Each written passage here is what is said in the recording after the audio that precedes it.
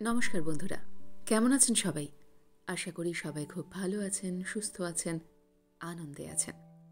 আপনাদের সবাইকে আমার চ্যানেলে স্বাগত জানাই। আজ আমি আপনাদের পড়ে শোনাব সুচিত্রা ভট্টাচার্যের লেখা গল্প দ্বিতীয় মুখ।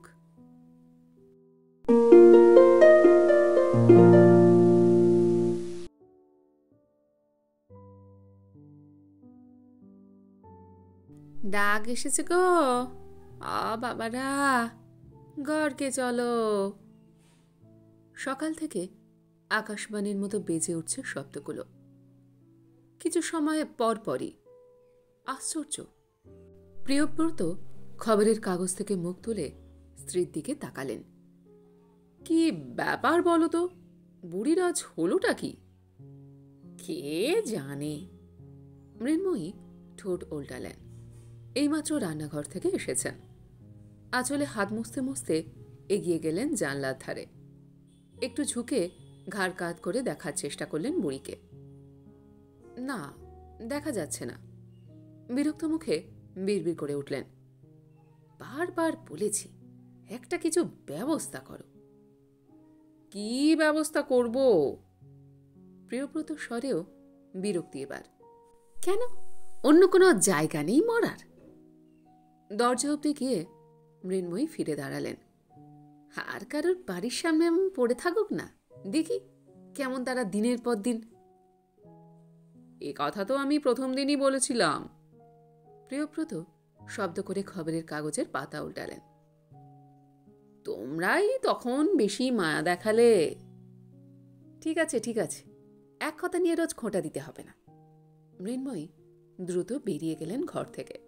প্রিয়ব্রত চোখ থেকে চশমা নামালেন। মেয়েদের নিয়ে এই এক মুশকিল, কখন কি চায় নিজেরাই জানে না। বুড়ির এখানে আস্তানা গাড়া নিয়ে প্রথম প্রথম তিনি যখন আপত্তি জানিয়েছিলেন, তখন এই মৃন্ময়ী প্রতিবাদ করেছিলেন সব থেকে বেশি। আহা, থাক না, বাড়ির ভেতরে তো আর ঢুকে আসছে না, রাস্তাতেই পড়ে আছে। তিনি বলেছিলেন, বাড়ির সামনেটা তো নোংরা হচ্ছে, কোন দিন দরজার সামনে হেগে মুতে রাখবে। না বাবা, শিপ্রাও অমনি শাশুড়ির পক্ষ নিয়েছিল। আমি লক্ষ্য করে দেখেছি, বুড়ির কিন্তু ওসব সেন্স ঠিক আছে। বাথরুম বেলে কোমর ঘষে ঘষে ওই দিককার ওই ড্রেনের কাছে চলে যায়। তাছাড়া কতটুকুই বা খায় যে। মৃন্ময়ের স্বর ভিজে গিয়েছিল মমতায়। সকালে এক বাটি ভাত দিয়েছিলাম, বিকালে দেখি 5টা দানাও খেয়েছে কি খায়নি। হ্যাঁ, এইভাবেই বুড়ি মাস ডেরেকের ওপর রয়ে গেছে বউ শাশুড়ির আশ্রয়। প্রিয়ব্রতর এই ঘরের কোলে ছোট আয়তক্ষেত্র মাপের ঝুল বারান্দা। তার ঠিক নিচে ফুটপাতের ওপর সদর দরজার বাঁদিক ঘেঁষে সারাটা দিন গুটিসুটি পড়ে থাকে। সম্পত্তি বলতে নোংরা দুটো কাঁথা কানি আর একটুকুন এক ছেঁড়া পোটলা। ছোট মতন দলা পাকানো শরীর, যত না বয়স, বয়সের চাপে তার আর ছোট দেখায়। কঙ্কালসার দেহ, মাথা ভরা কাশবন, চামড়ার রং ফ্যাকাশে কালো। সেই রঙের উপর ইহজীবন বুঝি ঘন স্বর ফেলে জুড়িয়ে যেতে চাইছে। বুড়িকে দেখে অন্তত প্রিয়ব্রত সেই রকমই মনে হয়। ঠান্ডা স্বরের গায়ে যেমন তেমন অজস্র ফাটল, ফাটলের ফাঁকে ছাই ছাই ময়লা। বুড়ি যে কোত্থেকে এলো, কেন এলো, কেউ বলতে পারে না। শত প্রশ্ন করেও উত্তর মেলেনি কোনো। প্রথমে সকলে ভেবেছিল বোবা বোধ হয়, মোটেই না। দুটো দিন ঘাপটি মেরে পড়ে থাকার পর দুম করে কথা বলে উঠেছিল একদিন, ডাক এসেছে গো, ও বাবারা। তারপর থেকে মাঝে মাঝেই শব্দটাকে সুর করে করে উচ্চারণ করে চলে, শুধু ওই শব্দটাকেই। আর কোনো বুলি বুঝি শেখেনি কোনোদিনও। শেখেনি নাকি জীবনের সব কথা ফুরোতে ফুরোতে ওই কটা বাক্যেতে এসে থেকেছে। সময় অসময় নেই, যখন তখন খেলা করে উঠছে কথাটাকে নিয়ে। খেলা নাকি সাবধান বাণী, নাকি শুধুই কান্না, কে জানে। প্রিয়ব্রত ঘর ছেড়ে ঝুল বারান্দায় এসে দাঁড়ালেন। বুকটা আচমকা কেমন ঢিপ ঢিপ করছে। বুড়ি আবার কাঁদছে খুনখুনে সুরে, জড়ানো গলায়। কি যে হলো? খিদে টিদে পেয়েছে কি? কিছু খাবার দিলে হয়তো। ঘাড় ঘুরিয়ে মৃন্ময়ীকে ডাকতে গিয়েও সামনে নিলেন। থাক, মৃন্ময়ী আজকাল অকারণে বড় অবুঝ হয়ে পড়েন। আসলে মেয়েদের কল্পনার ঘুড়ি একবার আকাশে উঠতে শুরু করলে তাকে মাটিতে নামানো বড় কঠিন। কি যে এক যুক্তিহীন আশঙ্কা মাথায় ঢুকেছে মৃন্ময়ীর। যুক্তিহীনই তো। বুড়ি আশার দিন 15 মাথায় গোবিন্দর মা হঠাৎ সেদিন আজগুবি খবরটা এনে ছড়িয়ে দিল চারদিকে। তারপর বাসন মাজতে মাজতে খোয়ের মতো গল্প ছড়ালো। ওদেশ একটা পেয়েছি গো মা। বুড়ির ঘর নাকি সেই বাসন্তীর দিকে গাং পেরিয়ে যেতে হয়। তুমি কি করে জানলে? বুড়ির গায়ের একজন আমাদের এদিকে এসে সেই কবর দিল। তোমরা দেখেছো তাকে? ওই তো ও পাড়ার মোড়ের বাড়িতে কাজ ধরেছে।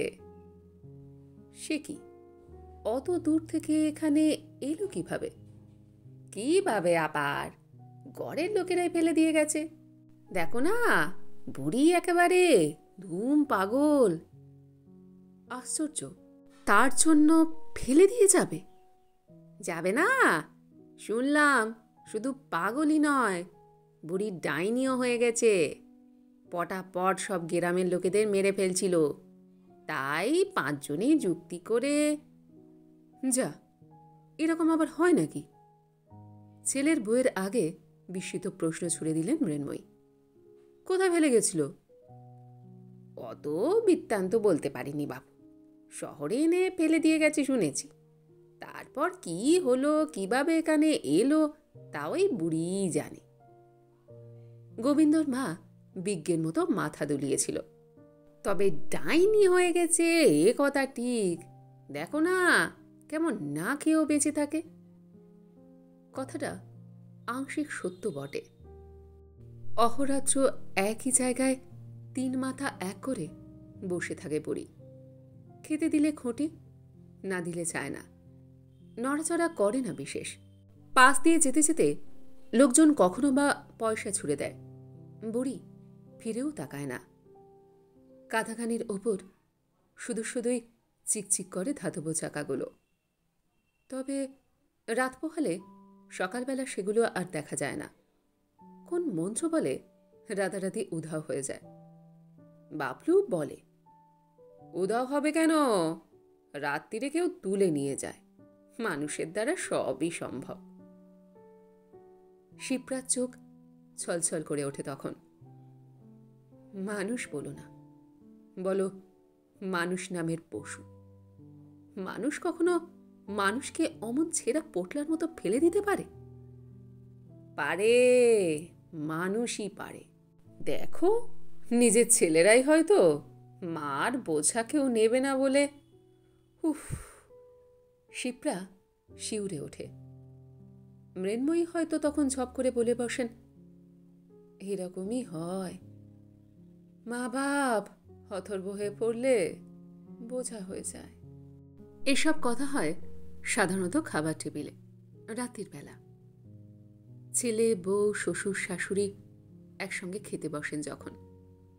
তারপর সবার খাওয়া হয়ে গেলে শিপ্রা কুড়িয়ে পাড়িয়ে কিছু খাবার রাতের জন্য দিয়ে আসে বুড়িকে। উবু হয়ে সামনে বসে বলে, খেয়ে নাও একটু। শুনছ ও বুড়ি? জরৎকপ বুড়ি পিট পিট তাকায়।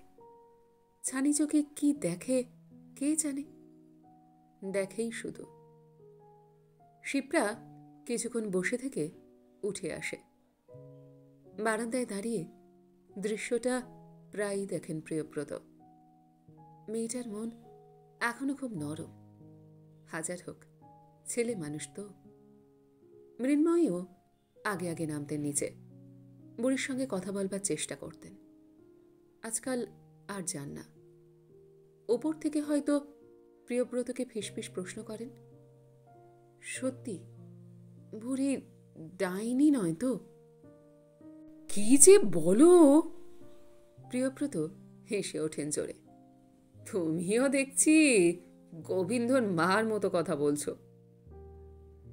কি জানি বাবু। মৃন্ময়ী আরো গম্ভীর হয়ে যান। আমার যেন কেমন লাগে বউটা এত গায়ের কাছে গিয়ে বসে। থামো তো! প্রিয়ব্রত ধমকে ওঠেন, বোকার মতো কথা বলো না। মৃন্ময়ী রেগে ওঠেন, আমি তো শুধু বোকার মতোই কথা বলি। প্রিয়ব্রত বারান্দা থেকে ঘরে ফিরলেন। প্রচণ্ড গরম যাচ্ছে। বর্ষা এবার দেরি করছে বড়। আষাঢ়ের মাঝামাঝি হতে চলল, এখনো মৌসুমি বায়ুর দেখা নেই।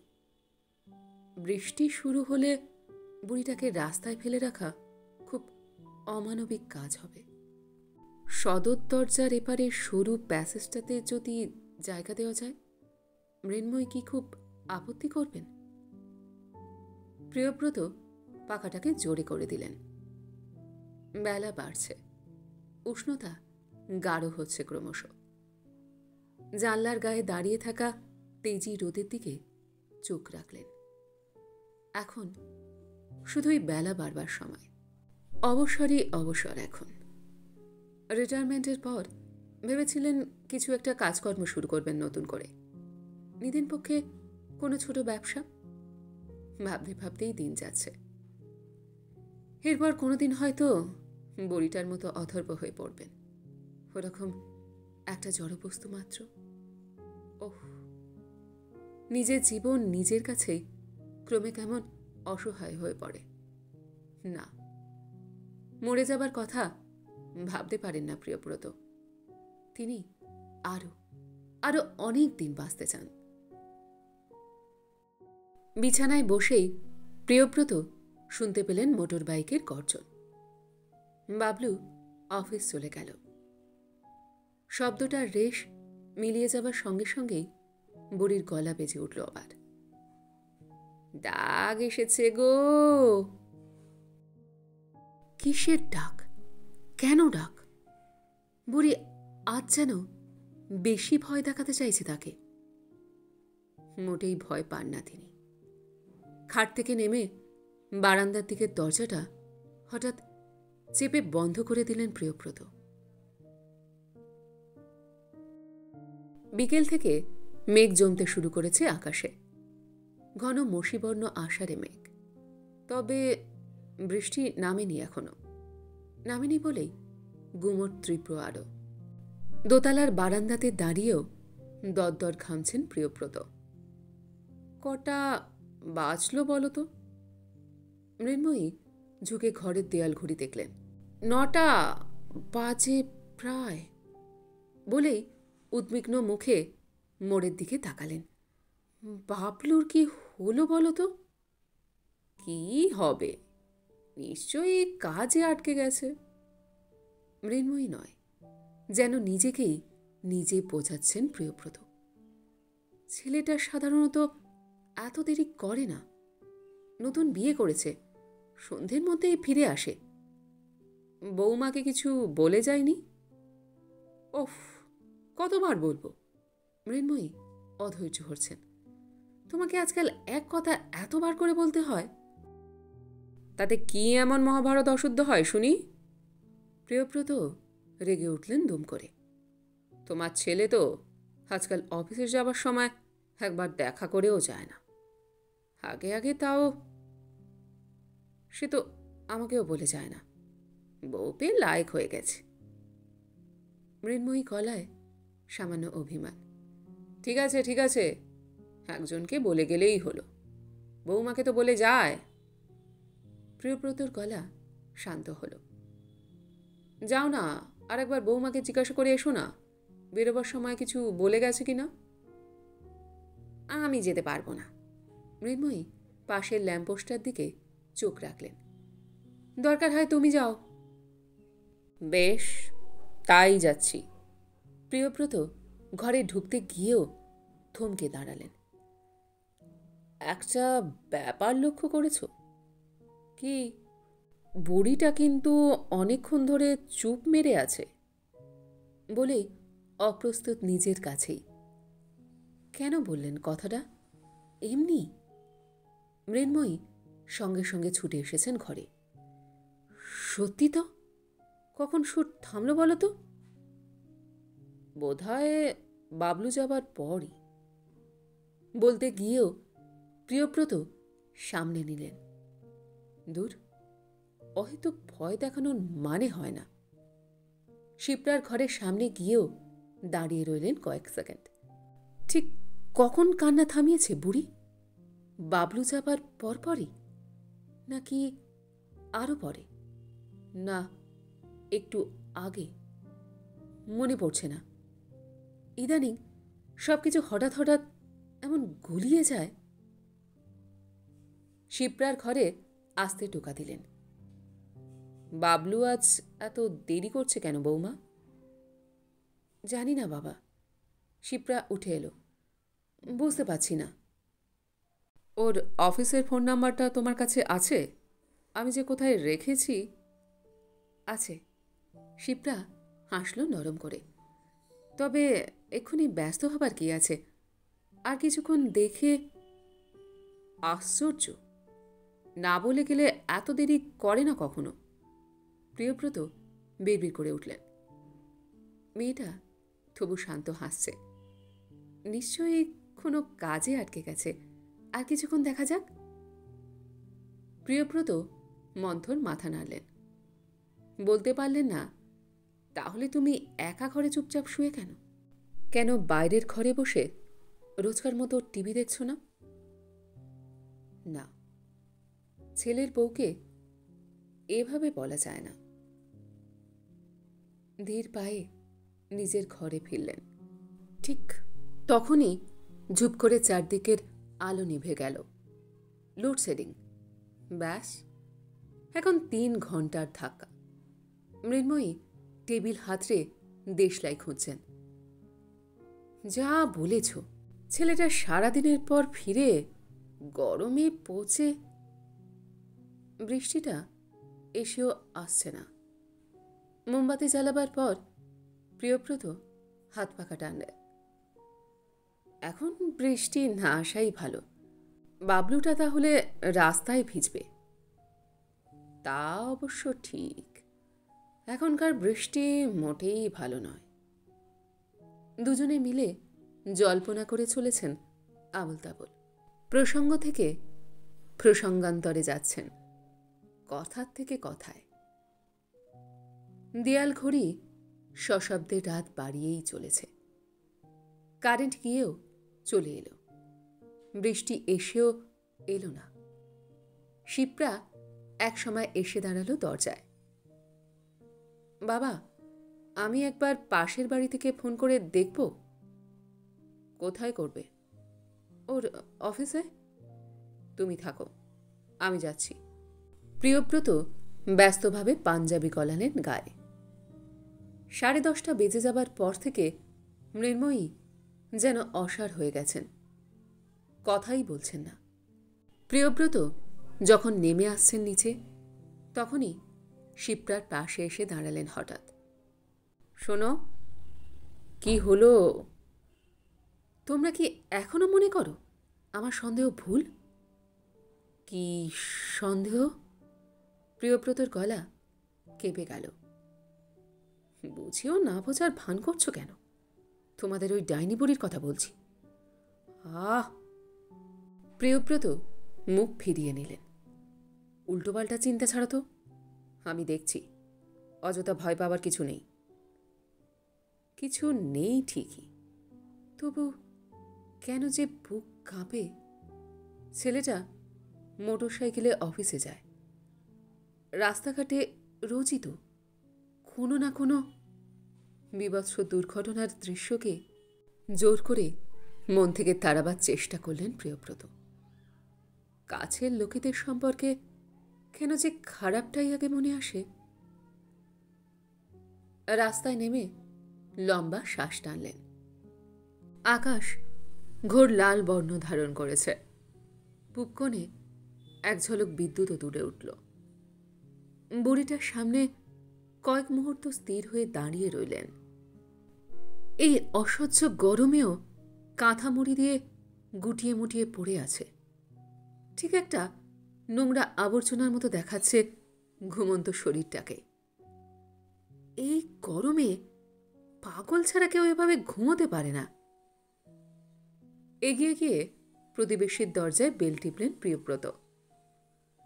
না, বাবলুর অফিসে টেলিফোন ধরল না কেউ। বেশ কয়েকবার নম্বর ঘোরালেন, বেজেই চলেছে। জিতেনবাবু জিজ্ঞাসা করলেন, আর কোথাও কি খোঁজ করা যায়, যদি অন্য কোথাও গিয়ে টিয়ে থাকে? জিতেনবাবুর বড় ছেলে বলল, চিন্তা করবেন না, আমি এগিয়ে দেখছি। তার মা বললেন, কি কাণ্ড, বাবলু তো এমন করে না কখনো, 11টা বেজে গেছে।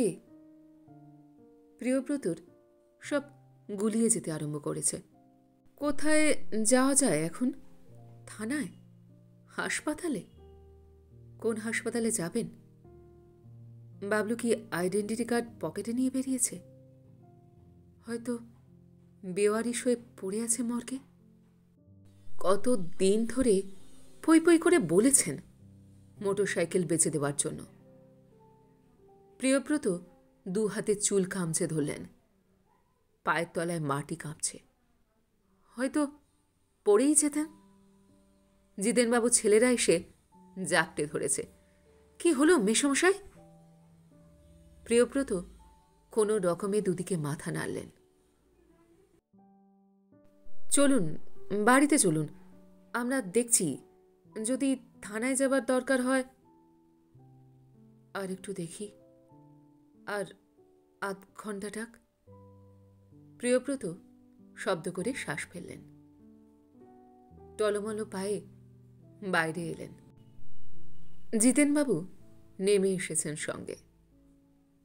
প্রিয়ব্রত চেষ্টা করেও প্রশ্নটাকে ধরে রাখতে পারলেন না ঠোঁটে। আচ্ছা, ওই বুড়িটার সম্পর্কে আপনার কি মনে হয়? হঠাৎ বুড়িটার কথা কেন? জিতেনবাবু রীতিমতো অবাক। না, এমনি। আপনি কিছু কি শুনেছেন? কি বলুন তো? ওই যে গোবিন্দর মা বলে। প্রিয়ব্রত ঢোক গিললেন। হো হো, সেই আষাঢ়ি গল্প? সত্যি, কোন যুগে দেশটা পড়ে আছে বলুন তো? একদিকে কম্পিউটার, স্যাটেলাইট। প্রিয়ব্রত চোখ বন্ধ করলেন। এই কথাগুলো শুনতে চাইছিলেন কারুর মুখ থেকে। রাস্তায় বেরিয়ে দেখতে পেলেন শিপ্রা, মৃন্ময়ী দুজনেই নেমে এসেছে নিচে, একেবারে সদর দরজায়। পায়ে পায়ে ওদের সামনে এসে দাঁড়ালেন। আমার এখনো মনে হচ্ছে বাবলু কোথাও আটকে পড়েছে। ফোন পেলে না? না, বেজে যাচ্ছে। কি হবে?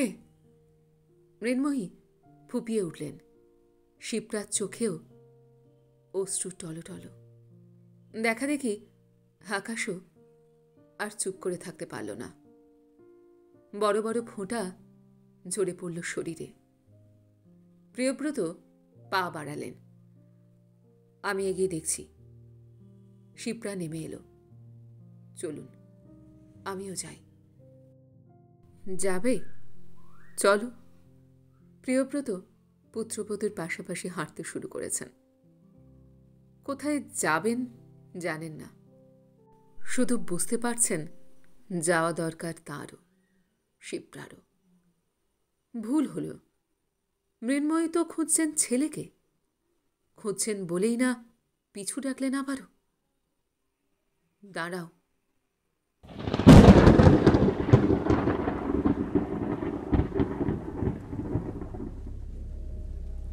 বেশ জোরে বৃষ্টি শুরু হয়ে গেছে। ঝোড়ো হাওয়াও ছুটে আসছে বৃষ্টির পিঠে চড়ে। মেঘ হুঙ্কার দিয়ে উঠল। আকাশ ছিঁড়ে ফালা ফালা হলো বিদ্যুৎ। রাস্তার বাতিগুলো ঝাপসা আচমকাই। সেই আলোয় ভুতুরে ছায়ার মতো মৃন্ময়ী দলা পাকানো বুড়িটার ছেঁড়া কাঁথায় পা রেখে দাঁড়িয়েছেন। দুই চোখ জ্বলছে নিভছে আকাশের মতো।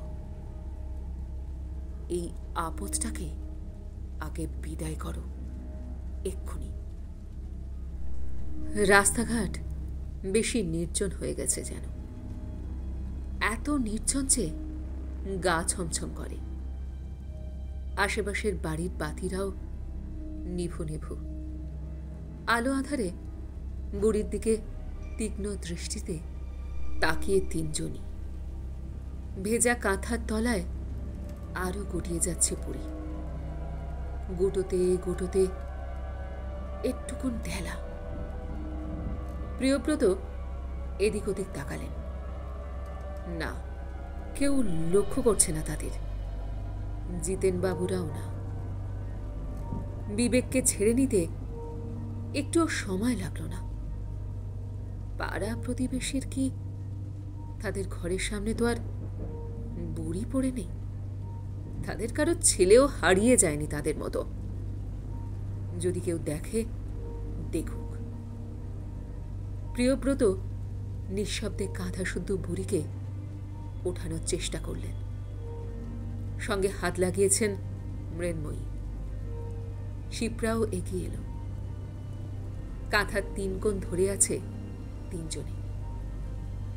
বুড়ি ভেতরে নিথর। বুঝি জেনেই গেছে এরকম হবে। এই রকমই এক জায়গা থেকে অন্যত্র পাচার হওয়া। বৃষ্টি ভেজা অন্ধকারে যখন প্রায় মোড়ের মাথায় তিনজনে, তখনই আওয়াজটা শোনা গেল। মেঘের মতো গুম গুম শব্দ দূর থেকে কাছে আসছে, আরো কাছে।